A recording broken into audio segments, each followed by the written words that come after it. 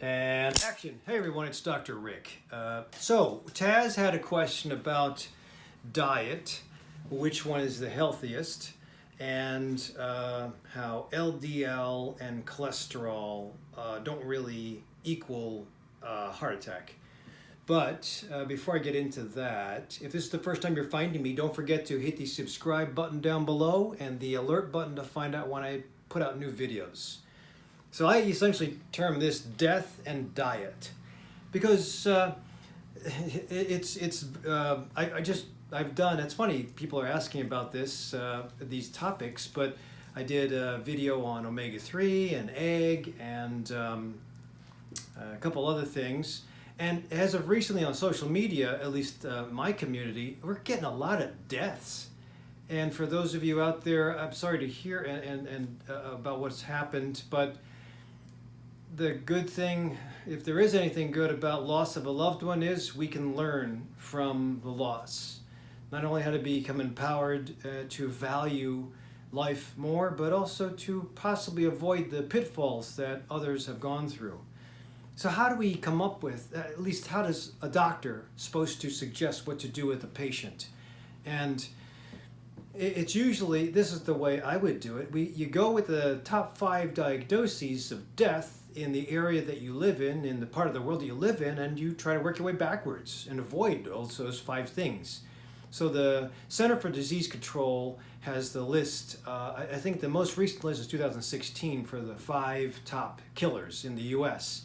You have heart disease and cancer. I think it's actually flip-flopped lately. Cancer is number 1, heart disease number 2, but they're pretty close.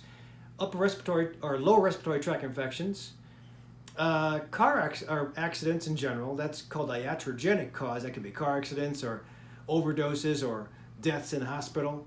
And then stroke. The hospital thing and the accidents can't really do anything with that. The lower respiratory tract infections, I think it's easier just to take these 3. Heart, cancer, and stroke. So I've mentioned them before in my videos. So the idea would be, how do you, if you figure out how to avoid heart cancer and stroke, then you'll figure out what will hopefully make you live till you're old. And there have been studies that, well, there have been population studies. Now those are studies where you just kind of look back, research the data, try to be scientific, and find out through the picture that is developed on the previous lives of people who have lived till a ripe age of 100, how'd they live, which part of the world did they live in, what did they eat, what did they do? And that's what Dan Buettner did, and I've referenced this book many times. And there's a National Geographic magazine that actually gives shortcuts on the blue zones. So if you look at what the other parts of the world, how they live to get to 100 years of age and be fruitful and energetic and have sex and walk and exercise, that will be one way to figure out what you should do as far as diet. The other way is, like I said, you kind of work your way backwards, figure out what usually kills most of us in the U.S. and work your way backwards. Now, the average lifespan in the U.S. is like 78 years. And the average lifespan in the blue zones, no, not the average, but the peak lifespan is 103, which is awesome. So I'd take a little bit of both. If you look at what the 5 blue zones in the world that were found by Buettner's studies have in common, it's always activity, family, togetherness, social awareness, mostly whole food, plant-based diet, and exercise. So all that, different parts of the world, different eats, different foods, different fibers, are all the ways to live to 100. And if you live to 100, I mean, you're probably not going to have a heart attack, you're probably not going to have cancer, you're probably not going to have a stroke until you get to 100. Now, we in the U.S. Probably don't get to 100 because of what? Those 3 diseases I mentioned. And maybe if we try to avoid those diseases or live like they do in other parts of the world, we'll be able to get to 100 without massive disease and suffering. Because nowadays, the hospital system will keep you alive with something easy as far as a small procedure and or something expensive as far as a medicine, but nobody will have just sudden death anymore because our emergency room systems and our hospitals have these very expensive ways to find and reverse symptoms fast. Doesn't really change the disease, it just reverses the symptoms. So you can have essentially in 5 years 5 different procedures done to reverse a symptom of the disease that's getting bad, or reverse another symptom of the disease that's getting bad. So essentially you just string along a bad, unhealthy human with a whole bunch of interventions that usually becomes broke and a burden to society because the healthy have to pay for the unhealthy. That's just the way it goes in the US. So the idea again would be to figure out if there's one diet. There isn't one diet, but as far as those 3 top diseases, there are certain practices that work, and I should say certain lifestyles that work to avoid heart attack, to avoid cancer, and to avoid stroke. And again, you can always say it's these things that these guys used to live, or still do live, like and practice in the 5 parts of the world. Good book, an easy read. But we try to avoid stuff. Try to avoid tobacco, easy one. Try to avoid sedentary life. Not so easy, because most people nowadays, the millennials, are really very well based in the internet. And Netflix has just won a couple of Emmys, so it's just so easy to watch TV. Especially if your brain is fried and you're tired and you just go home and sit in front of the TV because you got nothing else to do. You can be entrenched into following mindlessly an hour to 3 hours of binge watching, and then you feel guilty afterward because you lost some sleep out of just being stuck in front of the TV. So sedentary life is not good. You got to exercise. I always say you have to exercise, but I know there's always somebody who comes to my office who hasn't had the talent of any exercise or sports in the past. And it's sometimes hard to initiate, especially if you've already had disease and a couple of pounds or a couple of 10 pounds and a bad knee and or other diseases, fibromyalgia, that prevent you from starting an exercise program. So don't wait till the last minute. But even if you do have problems, short of breath, fibromyalgia trigger points, paralyzed, there's still ways to exercise. That's why you need a coach. Whether it's just tiny little exercises with your finger, exercises where I have a 81-year-old that her exercise is to go through and separate sheets. And that's all she's doing. She also wanted to say, can I do some ironing? I said, sure, do some ironing. She actually talked about how she would, in the olden days, wet her husband's shirts, put them in the fridge, a freezer, freeze them up until ironing day when she'd take them all out and they'd be thawed out, get moist, and then she'd iron them all at once in front of the TV. So that's a chore too. I'm not really doing anything, but for her, especially with the legs, it's easy to do this while sitting on a couch. That's exercise. It doesn't matter what you do, but if you do more than you did before, that's the objective. If you eat healthier than you ate before, that's the objective. If you have proper sleep, better than you did before, that's the objective. If you love more than before, if you stress bust more than before, that's all the objective. To make it tidy for this video, eating, again, don't do standard American diet. Standard American diet sucks. I think it's what got us into heart attack, stroke, or heart attack, cancer, and stroke. So if you try to avoid standard American diet, which is high in processed food, high in beverage, a lot of alcohol, usually meat, and I'm a vegetarian, but so some would say I'm a little biased as far as eating. So you don't have to be vegetarian, but if you look at what some great cancer doctors do, I like Dr. Keith Block. Dr. Keith Block has the Block Center in Evanston, Illinois, and the Life Over Cancer is a very nice book. And he has some great tips as far as food and nutrition plan. I think that if you look at a lot of these nutrition supplements and going through his book, pretty cool, because a lot of nutrition supplements, if you're trying to fight cancer, have antioxidants, cancer-fighting abilities. You'll never, and they usually, all those supplements are derived from plants. Usually you won't have a supplement that comes out of a meat product. So what does that tell you? I mean, even if you were to argue that fish has omega-3 and omega-3 is a great antioxidant, usually the fish get their omega-3 from algae. But again, I might be sounding a little biased as far as being vegetarian, but you don't have to. Again, I think that there are parts in the world that you don't have to be full vegetarian. You can still take advantage of meat and dairy products and live to 100. But the question is how, if you currently live in the United States and you're middle age and you already got the medical problems, how do you reverse that stuff? Again, the easy answer, reverse and don't do what you did before for the last 30 to 40 years. And where do you go? Well, I guess that's the question that Taz has is, do you trust the studies that say cholesterol's bad, cholesterol's good, statins bad? Well, again, you asked me about as far as translating. I've used Dean Ornish's books in the past. He's a great author.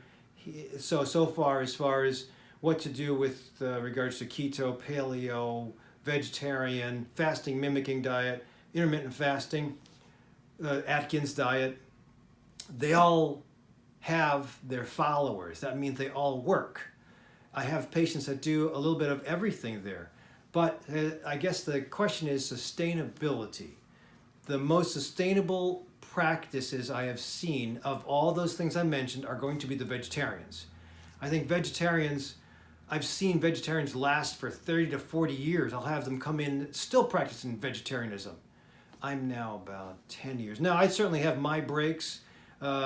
When I come in from another country, I'll sometimes go with my taste of meat. I usually won't keep that up because I know what helps me and I know what harms me. Overall, vegetarian for me. But so if you look at some of the studies by Dean Ornish, he has shown that heart disease, when caught early or late, in his studies late, you can see reversal with a whole food, vegetarian, low-fat diet.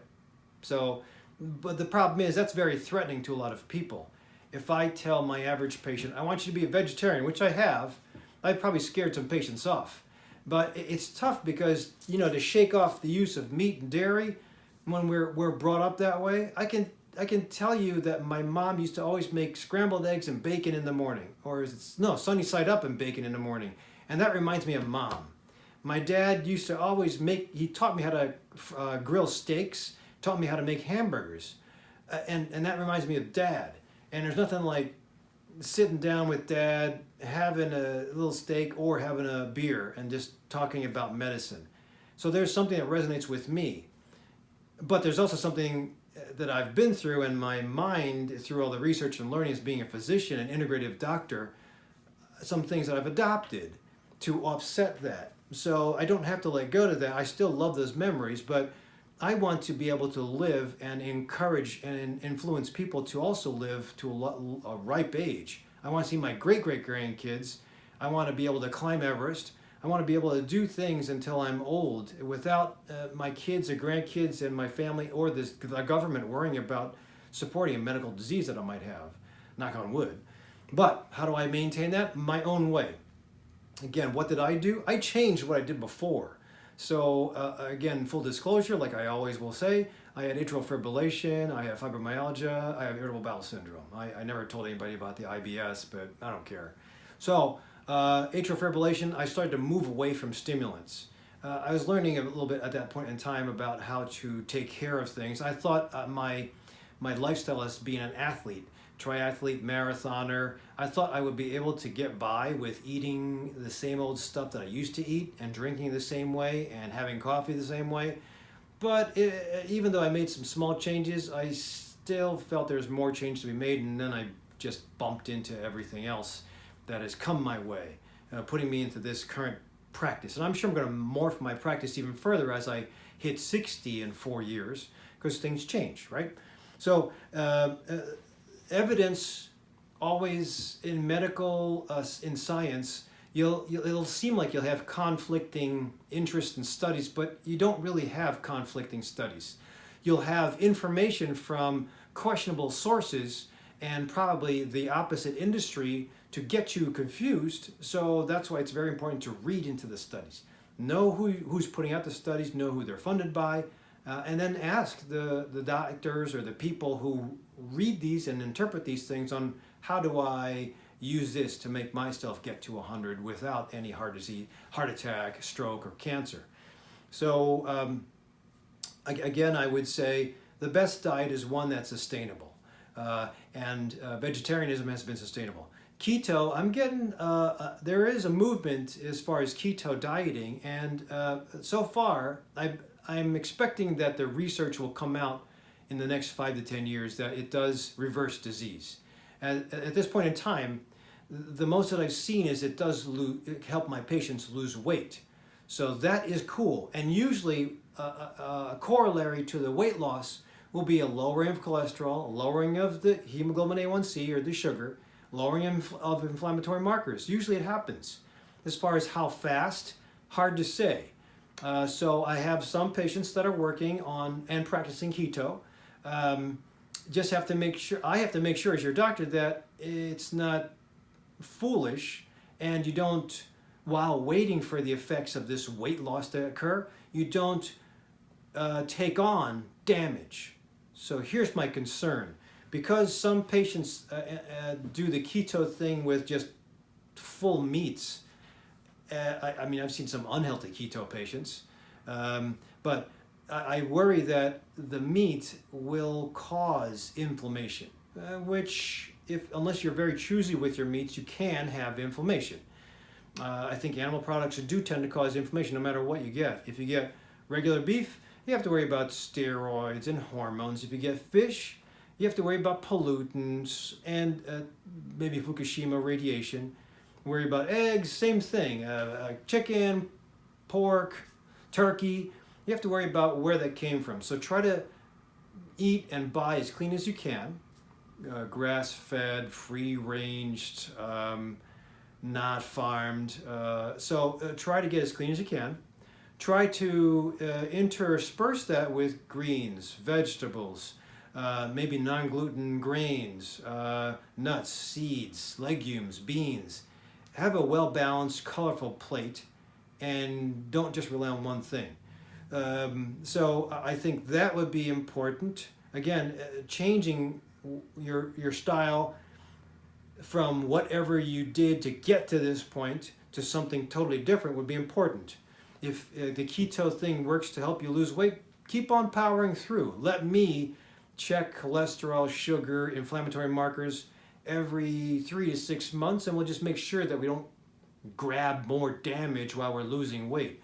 Because that's the one thing is keto, I've seen my keto, even my paleo patients lose weight. And usually when you lose weight, the numbers go down. But it doesn't mean just yet, because the studies haven't shown it, it does not mean that when you lose weight with that method of eating, that your heart or your cancer or your brain, your stroke, will necessarily reverse either. For sure, in the spectrum, when you go vegetarian, low fat, markers decrease of inflammation and blood vessels open. Endothelial cells help themselves. Even prostate cancer reverses. Dean Ornish applied the same practice to prostate cancer sufferers. It reversed. It decreased the prostate cancer, so we know it works for heart disease, works for cancer. So, I mean, you need more information? So, again, it's a tough sell to say vegetarian low fat, but I would usually say when the keto researchers, and that takes a lot of money to do a 5-year study. We're talking several $1 million, well-designed, reproducible evidence. So when the keto camp, and I'm sure it will be forthcoming, when the keto practices and the keto camp come out with research, good credible research, then we can wholeheartedly suggest a ketogenic diet. And Stephen Phinney has been around for ages. He's an athlete, more of a cyclist, but a cyclist/athlete, and he's been practicing a keto type diet for a long time and maintains it even with exercise at his age. So I think there's great ways to follow it. I would be wise. Even vegetarianism or veganism, there are unhealthy vegans. I mean, Getting a French fry is a vegetable, but I mean frying it in something that's high in omega-6, that's not healthy, or canola oil or soybean oil. I went to go buy a pita barbecue chickpeas the other day, and the chickpeas were great, but then I looked at the oil that they soaked them in, and it was soybean, subsidized soybean, probably GMO. So there's ways to be healthy. Even if you're a vegetarian, there's also ways to be unhealthy if you're a vegetarian. There's ways to be healthy if you're keto. There's also cheat ways and unhealthy ways to be keto. So dive in 110%, be healthy, let your doctors, let me follow your markers of inflammation, and then have an endpoint. If you're high risk though, if you have heart disease, I would not suggest keto, I would not suggest paleo, I would not suggest fasting, intermittent dieting. If you have heart disease, this is the only practice I would say. Until we can reverse the disease, then we can play around with getting on a more liberated diet. And that also speaks to me sometimes is, some patients will say, or some blogs, what do they call it, bro science? Some guys that are very muscular on YouTube, and they usually talk to you with their shirts off, with scruffy beards. They'll be, I guess, functional medicine experts. That's like a 6-month course, something like that. I've got 26 years of education in this brain. So, but they'll talk about doing keto, and it's easy. And it's not easy. I mean, I don't think it's that natural. I'm not coming down to, I'm not talking about just bastardizing keto, but I just want to make something sustainable. I want to make sure we're invested, and I want to make sure I voice my opinion, and it's not easy. In fact, to measure your ketone bodies or to measure your urine, which is not that accurate, it's a pain in the ass if you ask me. But it does get you to the point where you don't have to measure it anymore once you have the knowledge base and you know how to feel. If you can get to that sense of energy, less fatigue, more focused, less brain fog, and less pain and good endurance, then I don't care what you're doing. Keto, paleo, vegetable, Martian, as long as you maintain it and we don't have any diseases that are slipping up or sneaking up on us, then we're cool. But again, you have to be wise, it has to be sustainable, and you always have to have the next step, because I think we get tired of stuff. If I see that we're doing great with keto or a paleo diet, but you're also destroying your marriage and abusing your kids, I mean, there's something wrong with that. So you always have to have a sustainable practice. It has to be wise. We got to make sure that if it's experimental, that we're not walking into danger or accumulating damage. And I don't want you spending $1 million on this. So hopefully we'll be able to open up centers. My plan is always, if we have big hospital systems in every state, there should always be alternative medicine systems in every state that teach. That's what they do in China. They teach acupuncture, they give food and food education, herbals, teas, tai chi, exercise, and it's right next to the hospital system. Both of them are paid for by the government. We should have that in the United States. And I plan on doing something. I just don't know how to start. But maybe we use the internet to start a movement of how to move, start a movement of how to eat, start a movement of how to stress bust and neutralize stress, and start a movement how to feel loving again and find that love and feeling. So, Taz, hopefully this doesn't confuse you too much. Don't be upset about where we're going and what direction we're in right now. I think there's always ways to change and make an impact. We just have to fine tune it. Everybody's a little different, but we'll get to that point. So if anybody watching this has any friends or family that are on the fence, send them a link and share this with them. Otherwise, if you have your own success stories, comment down below. I'd love to hear about what you guys do. And thank you for watching up until the end. Otherwise, I'll see you in the next video. Stay tuned, because we'll be talking about, I have a feeling we'll be talking about other things that involve early death. And cancer and stroke will be the next thing. So subscribe, and I'll see you in the clinic.